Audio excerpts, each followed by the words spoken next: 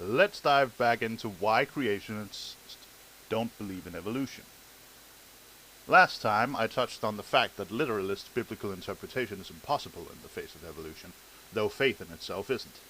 And that one of the reasons for resistance also is that evolution and its associates make it possible to have a working explanation for the world without God.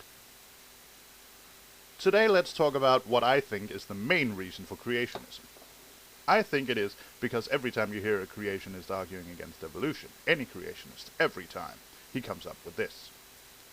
There is no reason to have absolute moral standards if there is no God. As I've pointed out in previous videos, I don't think that's true. And in fact, there are several evolutionarily sound reasons to believe it isn't.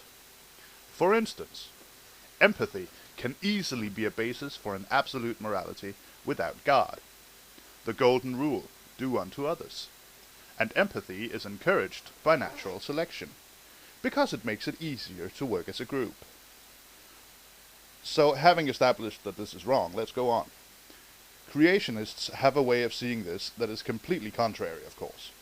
They believe that moral absolutes must, by necessity, be handed down by God, and since they believe this, their resistance to evolution, and to any science in fact, since science works just fine without God, thank you very much, becomes understandable, because even if it isn't true, it then becomes absolutely imperative that everyone buy into the illusion, to maintain society as it is.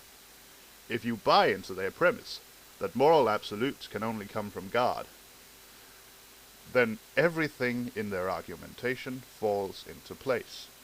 They have to fight evolution, they have to fight science, because if people start believing in it, then the world will fall into complete chaos. Of course, statistics prove that they're wrong, and in fact atheists are one of the most peaceful groups in the world. Although not a very unified group. But that's beside the point. If you start with their assumption, evolution must be evil. Period. This, I think, is the main reason why creationists resist the evidence. And this is the reason I make so many videos on this topic. If we want to convince creationists that they're wrong about evolution, showing them the evidence will accomplish very little.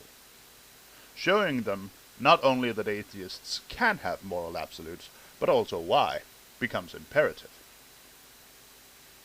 Think about it.